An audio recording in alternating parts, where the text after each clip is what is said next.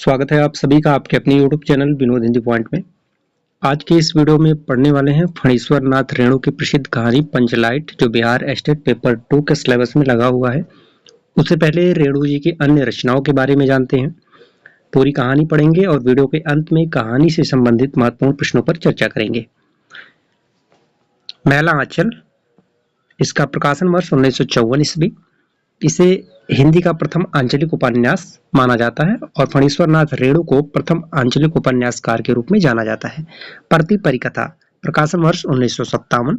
जुलूस, दीर्घ तपा 1964, कितने चौराहे 1966, कलंक मुक्ति 1972, पलटू बाबू रोड 1979 और इनका एक अधूरा उपन्यास है राम रतन राय। तो रेणु जी के जो प्रसिद्ध उपन्यास हैं इन सभी को आप अच्छे से याद कर लीजिए।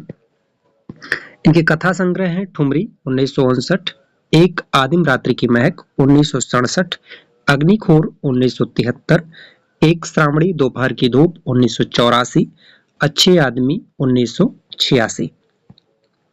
रिपोर्टाज जिनका है ऋण जल धन जल, ये महत्वपूर्ण है, कई बार पूछा गया है। नेपाली क्रांति, ये दोनों रिपोर्टाज इनके महत्वपूर्ण हैं।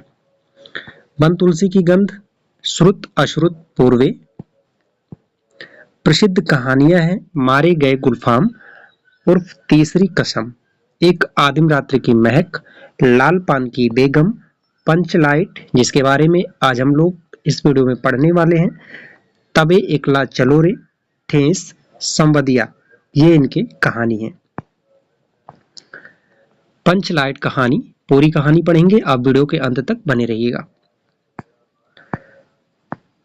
पिछले 15 दिनों से दंड जुर्माने के पैसे जमा करके महातो टोली के पंचों ने पेट्रोमैक्स खरीदा है। इस बार रामनवमी के मेले में गांव में सब मिलाकर 8 पंचायतें हैं। कहानी को आप ध्यान से सुनिएगा, इसमें एक एक तथ्य को आप याद करते जाइएगा। कहानी में कितनी पंचायतें हैं? तो 8। हर एक जाति की अलग अलग सभा चट्टी है। सभी पंचायतों में दरी, जाजिम, शतरंजी और पेट्रोमैक्स है। पेट्रोमैक्स जिसे गांव वाले पंचलाइट कहते हैं।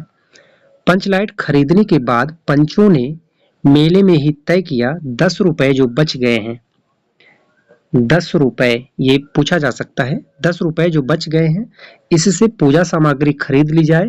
बिना नेम टेम के कल कब्जे वाली चीज का पुण्याय नहीं करना चाहिए। अंग्रेज बहादुर के राज में भी पुल बनाने के पहले बलि दी जाती थी। मेले में सभी दिन दहाड़े ही गांव लौटे। सबसे आगे पंचायत का छड़ीदार पंचलाइट का डिब्बा माथे पर लेकर और उसके पीछे सरदार, दीवान और पंच वगैरह। गांव के बाहर ही ब्राह्मण टोली के फुटुंगी झा ने टोक दिया। कितने में लालटेन खरीदा हुआ महतो? किसने टोका? तो फुटुंगी झा ने। देखते नहीं पंचलाइट है। बामन टोली के लोग ऐसे ही बात करते हैं। अगर अपने घर की डिबरी को भी बिजली बत्ती कहेंगे और दूसरों के पंचलाइट को लालटेन। टोली भर के लोग जमा हो गए। औरत, मर्द, बूढ़े, बच्चे सभी कामकाज छोड़कर दौड़ आए। चल रे चल, अपना पंचलाइट आया है। पंचलाइट छड़ीदार अग्नू महतो रह रहकर लोगों को चेतावनी देने लगा। हाँ, दूर से, जरा दूर से, छू छा मत करो, ठेस ना लगे। टोली भर के लोग इकट्ठा हो जाते हैं और मोहल्ले में ये शोर शराबा हो जाता है कि पंचलाइट आया है, सब लोग चले देखने। सरदार ने अपनी स्त्री से कहा, साँझ को पूजा होगी, जल्द से नहा धोकर चौका पीढ़ा लगाओ। टोली की कीर्तन मंडली के मूल गैन ने अपने भगतिया पचक्कों को समझा कर कहा, देखो आज पंचलाइट की रोशनी में कीर्तन होगा। बेताले लोगों से पहले ही कह देता हूँ, आज यदि आखिर धरने में 1.5 बेड़ हुआ तो दूसरे दिन से एकदम बैकाट। औरतों की मंडली में गुलरी काकी गोसाई का गीत गुनगुनाने लगी। गुलरी काकी महत्वपूर्ण पात्र है। यह गोसाई का गीत गुनगुनाने लगी। छोटे छोटे बच्चों ने उत्साह के मारे बेवजह शोरगुल मचाना शुरू किया। सूरज डूबने के 1 घंटा पहले ही टोली भर के लोग सरदार के दरवाजे पर आकर खड़े हो गए। पंचलाइट, पंचलाइट, पंचलाइट के सिवा और कोई गप नहीं, कोई दूसरी बात नहीं। सरदार ने गुड़गुड़ी पीते हुए कहा। दुकानदार ने पहले सुनाया, पूरे 5 कौड़ी 5 रुपया। मैंने कहा कि दुकानदार साहब, मत समझिए कि हम एकदम देहाती हैं। बहुत बहुत पंचलैट देखा है। इसके बाद दुकानदार मेरा मुंह देखने लगा। बोला, लगता है आप जाति के सरदार हैं। ठीक है, जब आप सरदार होकर खुद पंचलैट खरीदने आए हैं तो जाइए, पूरे 5 कौड़ी में आपको दे रहे हैं। दीवान जी ने कहा, अलबत्ता चेहरा परखने वाला दुकानदार है। पंचलैट का बक्सा दुकान का नौकर नहीं देना चाहता था। मैंने कहा, देखिए दुकानदार साहब, बिना बक्सा पंचलैट कैसे ले जाएंगे? दुकानदार ने नौकर को डांटते हुए कहा, क्यों रे, दीवान जी की आंख के आगे धुरखेल खेलता करता है, दे दो बक्सा। टोले के लोगों ने अपने सरदार और दीवान को श्रद्धा भरी निगाहों से देखा। छड़ीदार ने औरतों की मंडली को सुनाया। रास्ते में सन्न सन्न बोलता था, पंचलैट। लेकिन ऐन मौके पर लेकिन लग गया। रुदल साहब बनिए की दुकान से 3 बोतल केरोसिन तेल ले आया और सवाल पैदा हुआ, पंचलैट को जलाएगा कौन? यह बात पहले किसी के दिमाग में नहीं आई थी। पंचलैट खरीदने के पहले किसी ने ना सोचा, खरीदने के बाद भी नहीं। अब पूजा की सामग्री चौकी पर सजी हुई है। कीर्तनिया लोग खोल ढोल करताल खोलकर बैठे हैं और पंचलाइट पड़ा हुआ है। गांव वालों ने आज तक कोई ऐसी चीज नहीं खरीदी जिसमें जलाने बुझाने की झंझट हो। कहावत है ना भाई, गाय लूं तो दूहे कौन। लो मजा, अब इस कल कब्जे वाली चीज को कौन बाले। यह बात नहीं है कि गांव भर में कोई पंचलैट जलाने वाला नहीं। हर एक पंचायत में पंचलैट है, उसके जलाने वाले जानकार हैं। लेकिन सवाल है कि पहली बार नेम टेम करके शुभ लाभ करके दूसरे पंचायत के आदमी की मदद से पंचलाइट जलेगा, इससे तो अच्छा है कि पंचलाइट पड़ा रहे। यहाँ पर बात स्वाभिमान की है, इसलिए दूसरे पंचायत के लोगों से पंचलाइट जलाने की बात नहीं हो रही है। जिंदगी भर ताना कौन सहे, बात बात से दूसरे टोलों के लोग कोट करेंगे, तुम लोगों का पंचलाइट पहली बार दूसरे के हाथ। ना ना, पंचायत की इज्जत का सवाल है, दूसरे टोले के लोगों से मत कहिए। चारों ओर उदासी छा गई, अंधेरा बढ़ने लगा। किसी ने अपने घर में आज डिबरी भी नहीं जलाई थी। आखिर पंचलाइट के सामने डिबरी कौन जलाता? सब किए कराए पर पानी फिर रहा था। सरदार, दीवान और छड़ीदार के मुंह में बोली नहीं। पंचों के चेहरे उतर गए थे। किसी ने दबी आवाज में कहा, कल कब्जे वाली चीज का नखरा बहुत बड़ा होता है। एक नौजवान ने आकर सूचना दी, राजपूत टोली के लोग हंसते हंसते पागल हो रहे हैं। कहते हैं, कान पकड़कर पंचलाइट के सामने 5 बार उठो बैठो तुरंत जलने लगेगा। ये प्रश्न पूछा जा सकता है, किस टोली के लोग यह कहते हैं कि कान पकड़कर पंचलाइट के सामने 5 बार उठे बैठो तुरंत जलने लगेगा? तो राजपूत टोली के लोग मजाक करते हैं, खिल्लियाँ उड़ाते हैं। पंचों ने सुनकर मन ही मन कहा, भगवान ने हंसने का मौका दिया है, हंसेंगे नहीं। एक बूढ़े ने लाकर खबर दी, रुदल साहब बनिया भारी बतंगड़ आदमी है, कह रहा है पंचलैट का पंपो जरा होशियारी से देना। कुलरी काकी की बेटी मुनरी के मुंह में बार बार एक बात आकर मन में लौट जाती है। वह कैसे बोले? वह जानती है कि गोधन पंचलैट बालना जानता है, लेकिन गोधन का हुक्का पानी पंचायत से बंद है। मुनरी की मां ने पंचायत से फरियाद की थी कि गोधन रोज उसकी बेटी को देखकर सलम सलम वाला सलीमा का गीत गाता है। गोधन इस कहानी का नायक है। वह मुनरी को देख करके सलीमा का गीत गाता है और इसको लेकर के उसकी मां पंचायत में शिकायत करती है। उसके बाद पंचायत जो है गोधन का हुक्का पानी बंद कर देता है। हम तुमसे मोहब्बत करके सलम। पंचों की निगाह पर गोधन बहुत दिन से चढ़ा हुआ था। दूसरे गांव से आकर बसा है गोधन, और अब तक टोले के पंचों को पान सुपारी खाने के लिए भी कुछ नहीं दिया। परवाह ही नहीं करता, बस पंचों को मौका मिला 10 रुपया जुर्माना, ना देने से हुक्का पानी बंद। आज तक गोधन पंचायत से बाहर है। उससे कैसे कहा जाए, मुनरी उसका नाम कैसे ले? और उधर जाति का पानी उतर रहा है। मुनरी ने चालाकी से अपनी सहेली कनेली के कान में बात डाल दी। कनेली चिगो धिक चीन।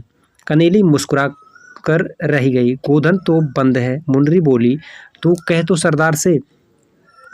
मुनरी कनेली के कान में यह बात डाली कि पंचलाइट गोधन जलाना जानता है। गोधन जानता है पंचलाइट बालना। कनेली बोली, यहाँ बालना जलाना दोनों एक ही है। कौन गोधन जानता है बालना? सरदार ने दीवान की ओर देखा और दीवान ने पंचों की ओर। पंचों ने एक मत होकर हुक्का पानी बंद किया है। सलीमा का गीत गाकर आंख का इशारा मारने वाले गोधन से गांव भर के लोग नाराज थे। सरदार ने कहा, जाति की बंदिश क्या, जबकि जाति की इज्जत ही पानी में बही जा रही है। क्यों दीवान जी? दीवान ने कहा, ठीक है। पंचों ने भी एक स्वर में कहा, ठीक है, गोधन को खोल दिया जाए। सरदार ने छड़ीदार को भेजा। छड़ीदार वापस आकर बोला, गोधन आने को राजी नहीं हो रहा है। कहता है, पंचों की क्या प्रतीत है, कोई कल कब्जा बिगड़ गया तो मुझे ही दंड जुर्माना भरना पड़ेगा। छड़ीदार ने रोनी सूरत बनाकर कहा, किसी तरह से गोधन को राजी करवाइए, नहीं तो कल से गांव में मुंह दिखाना मुश्किल हो जाएगा। बात तो आखिर इज्जत की थी। पंचलाइट आ गया, लेकिन उसे जलाने वाला कोई नहीं। जलाने वाला सिर्फ एक ही व्यक्ति है, वह है गोधन, जिसे गांव वालों ने हुक्का पानी बंद करके गांव से बाहर कर दिया था। गुलरी काकी बोली, जरा मैं देखूं कह के गुलरी काकी उठकर गोधन के झोपड़े की ओर गई और गोधन को मना लाई। सभी के चेहरे पर नई आशा की रोशनी चमकी। गोधन चुपचाप पंचलाइट में तेल भरने लगा। सरदार की स्त्री ने पूजा सामग्री के पास चक्कर काटते हुए बिल्ली को भगाया। कीर्तन मंडली के मुलगैन मुर्शल के बालों को संवारने लगा। गोधन ने पूछा, स्पिरिट कहाँ है? बिना स्पिरिट के कैसे जलेगा? लो मजा। अब यह दूसरा बखेड़ा खड़ा हुआ। सभी ने मन ही मन सरदार, दीवान और पंचों की बुद्धि पर अविश्वास प्रकट किया। बिना बूझे समझे काम करते हैं यह लोग। उपस्थिति जनसमूह में फिर मायूसी छा गई। लेकिन गोधन बड़ा होशियार लड़का है, बिना स्पिरिट के ही पंचलाइट जलाएगा। थोड़ा गरी का तेल ला दो। मुनरी दौड़ कर गई और एक मलसी गरी का तेल ले आई। गोधन पंचलाइट में पंप देने लगा।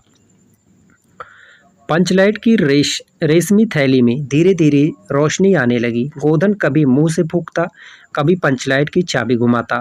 थोड़ी देर के बाद पंचलाइट से सनसनाहट की आवाज़ निकलने लगी और रोशनी बढ़ने लगी। लोगों के दिल का मैल दूर हो गया। गोधन बड़ा काबिल लड़का है। अंत में पंचलाइट की रोशनी से सारी टोली जगमगा उठी तो कीर्तनिया लोगों ने एक स्वर में महावीर स्वामी की जय ध्वनि के साथ कीर्तन शुरू कर दिया। पंचलाइट की रोशनी में सभी के मुस्कुराते हुए चेहरे स्पष्ट हो गए। गोधन ने सबका दिल जीत लिया। मुनरी ने हरकत भरी निगाह से गोधन की ओर देखा।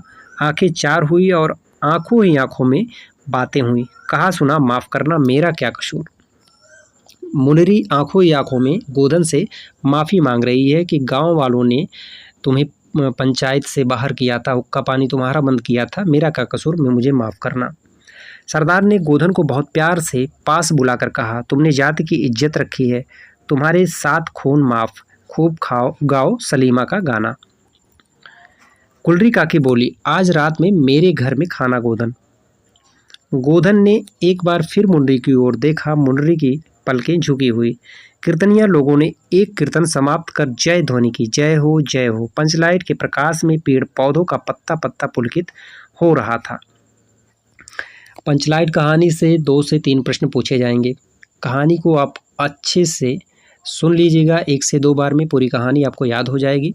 पात्रों द्वारा क्या कहा गया है और जो प्रमुख पात्र हैं इन सबको अच्छे से याद कर लीजिएगा। अब पढ़ते हैं कहानी से संबंधित कुछ महत्वपूर्ण प्रश्न। पंचलाइट कहानी में कौन काबिल लड़का है? तो गोधन है, जो कहानी का मुख्य पात्र है। औरतों की मंडली में कौन गोसाई का गीत गुनगुनाने लगती है? कनरी काकी, जो मुनरी की माँ है। कनरी काकी गोसाई का गीत गुनगुनाने लगती है। पंचलाइट जलने के बाद कौन गोधन से बोलता है, आज मेरे घर खाना गोधन? तो गुलरी काकी बोलती है गोधन को कि आज शाम का खाना मेरे घर खाना। कौन पंचलाइट को कभी मुंह से फूंकता है, कभी पंचलाइट को चाबी घुमाता है? तो गोधन। किससे महतो टोली के सभी लोग नाराज थे? गोधन से। सलीमा का गीत गाता था और वह जो है मुनरी को छेड़ता था, इसलिए पंचों ने उसका हुक्का पानी बंद करके गांव से बाहर कर दिया। गोधन हमेशा कौन सा गीत गाता था? तो सलीमा का गीत गाता था। सलीमा। सरदार किसे पास बुलाकर कहता है, तुमने जाति की इज्जत रखी? गोधन। पंचलाइट जलाने में गोधन स्पिरिट की जगह किस तेल का प्रयोग करता है? गरी का, और गरी का तेल मुनरी लेके आती है। सरदार जब गोधन पंचलाइट जला देता है तो सरदार कहता है तुम्हारे सारे जो कसूर थे वो सभी माफ़ हो गए। गोधन के मांगने पर कौन गरी का तेल लाती है? तो मुनरी लाती है। गोधन को कौन पंचलाइट जलाने के लिए मना कर लाती है? गुलरी काकी। पंचलाइट खरीदने के बाद बचे 10 रुपए से क्या खरीदा जाता है? पूजा सामग्री। पंचलाइट कितने का था? 5 रुपए का।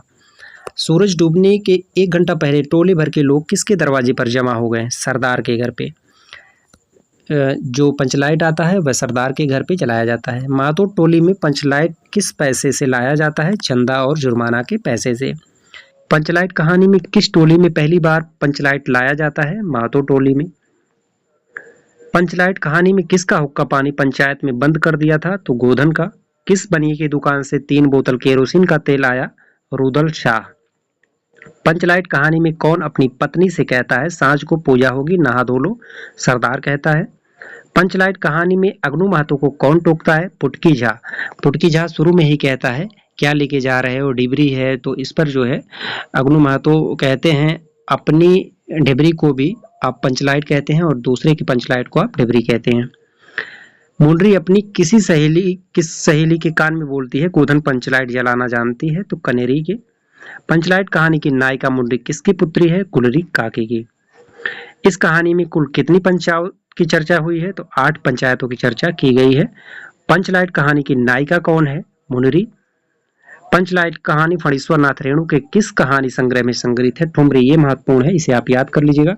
ठुमरी कहानी में पंचलाइट कहानी संग्रहित है। पंचलाइट कहानी का नायक कौन है? तो गोधन है। पंचलाइट कहानी के रचनाकार कौन है? फणीश्वर नाथ रेणु। आज की वीडियो में हमने पढ़ा फणीश्वर नाथ रेणु की प्रसिद्ध कहानी पंचलाइट और पंचलाइट से संबंधित महत्वपूर्ण प्रश्न। आशा करते हैं आज का वीडियो आप सभी को पसंद आया होगा। वीडियो को आप ज़्यादा से ज़्यादा शेयर करें। चैनल पर नए हैं तो चैनल को सब्सक्राइब करें। मिलते हैं अगले वीडियो में कुछ नए तथ्यों के साथ। तब तक के लिए नमस्कार।